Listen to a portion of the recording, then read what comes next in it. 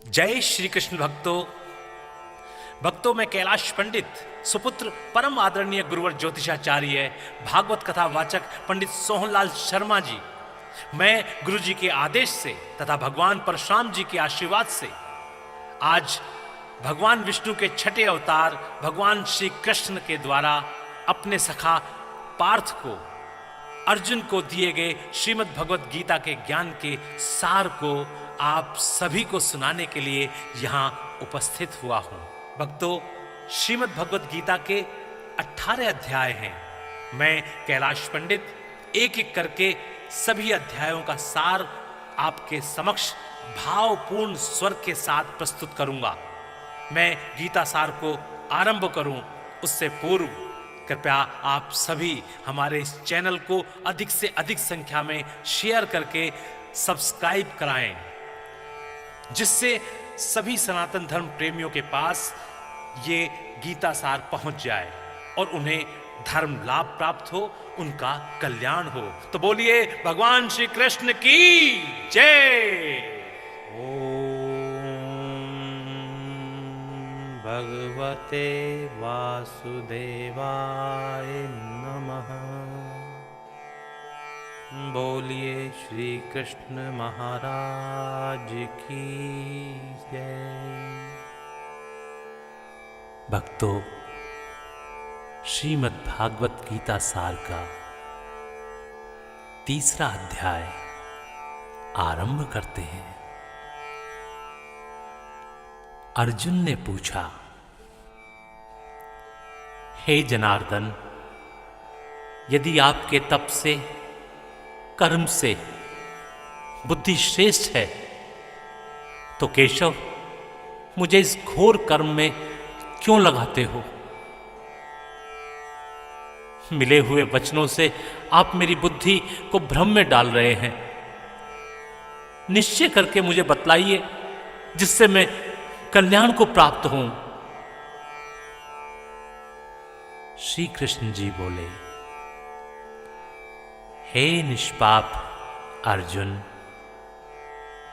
मैं पहले समझा चुका हूं कि इस लोक में दो प्रकार की निष्ठा कही है। एक तो सांख्य वालों का ज्ञान योग और दूसरा योगियों का कर्म योग। कर्मों का प्रारंभ न करने से ही कोई निष्कर्म नहीं कहलाता और कर्मों का त्याग करके संन्यास करने से किसी को सिद्धि नहीं मिल जाती। मनुष्य क्षण भर भी कर्म किए बगैर नहीं रह सकता। प्रकृति के गुण ही सब मनुष्यों को कुछ न कुछ कर्म करने में लगाते हैं। जो अज्ञानी कर्मेंद्रियों को रोककर आत्मचिंतन करने के बहाने विषयों की चिंता करता है, वह पाखंडी मिथ्याचारी कहलाता है। हे अर्जुन, जो इंद्रियों को मन से दमन कर और विषयों में प्रवृत्त न होने देकर उनसे कार्य लेता है, वह कर्म योग का अभ्यास कहलाता है और श्रेष्ठ कहलाता है। अपने धर्म के अनुसार नियमित कर्म करो, क्योंकि कर्म न करने से कर्म को करना अच्छा है। बिना कर्म किए तुम्हारे शरीर का निर्वाह नहीं हो सकता। हे कौन्तेय, यज्ञ के निमित्त किए जाने वाले कर्मों को छोड़कर जितने कर्म हैं उनके करने से मनुष्य को बंधन होता है। अतएव तुम फल की इच्छा त्याग कर यज्ञ के लिए कर्म करो। सृष्टि के आरंभ काल में ब्रह्मा जी ने यज्ञ सहित प्रजा को उत्पन्न कर प्रजा से कहा था कि यज्ञादि कर्म करके बुद्धि को प्राप्त होंगे। यही सब कर्म तुम्हारे निमित्त कामधेनु होवेंगे। इस यज्ञ से तुम देवताओं को संतुष्ट करते हो और देवता भी तुमको संतुष्ट करेंगे। इस प्रकार परस्पर बर्ताव करते हुए तुम और देवता कल्याण को प्राप्त होगे। यज्ञ आदि कर्मों से प्रसन्न होकर देवता तुमको इच्छित सुख की सामग्रियां देंगे, परंतु उनके दिए हुए दान को जो बिना उनका भोग लगाए ग्रहण करता है वह चोर है। पंच महायज्ञ करके जो शेष बचा हुआ भोग ग्रहण करते हैं वे सब पापों से मुक्त हो जाते हैं, और जो अपने निमित्त ही अन्न पकाते हैं वे पापी पुरुष पाप को ही भक्षण करते हैं। अन्न से ही प्राणियों की उत्पत्ति होती है। अन्न मेघ से उत्पन्न होता है। मेघ यज्ञ द्वारा जल बरसाता है और यज्ञ की उत्पत्ति कर्म से होती है। कर्म की उत्पत्ति ब्रह्मा से हुई है और ब्रह्म अक्षर परमात्मा से। इस कारण सदा सब पदार्थों में रहने वाला जो ब्रह्म है वह सब यज्ञों में प्रस्तुत है। हे पार्थ, इस प्रकार चलाए हुए कर्म के चक्र के अनुसार जो नहीं चलता है वह पाप में है। जो पुरुष आत्मा में ही रत रहता है और आत्मानंद अनुभव से तृप्त रहता है उसे कुछ भी कार्य शेष नहीं। वह कोई कर्म करे या न करे उसको कोई प्रयोजन अथवा लाभ नहीं है, और किसी प्राणी से अपना लाभ कराने की भी उसे कोई आवश्यकता नहीं। इसलिए तुम भी फल की प्राप्ति इच्छा त्याग कर कर्तव्य पालन करते रहो, क्योंकि फल की इच्छा को त्याग कर्म करने वाला पुरुष मोक्ष को प्राप्त होता है। राजा जनक आदि ने भी कर्म सिद्धि पाई है। इसी प्रकार तथा लोक संग्रहण को देखते हुए भी तुमको कर्म करना उचित है। श्रेष्ठ पुरुष जिस जिस कर्म का आचरण करता है दूसरे मनुष्य उसी मार्ग पर चलते हैं, और वह जिसको प्रमाणित मानता है उसी के अनुसार सब उत्तम मानते हैं।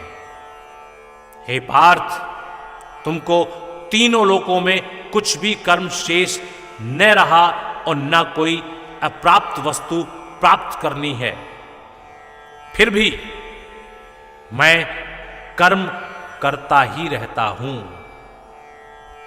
यदि हम ही आलस्य रहित होकर कर्मों को नहीं करेंगे तो मनुष्य हर प्रकार से हमारे ही पथ का अनुकरण करेंगे।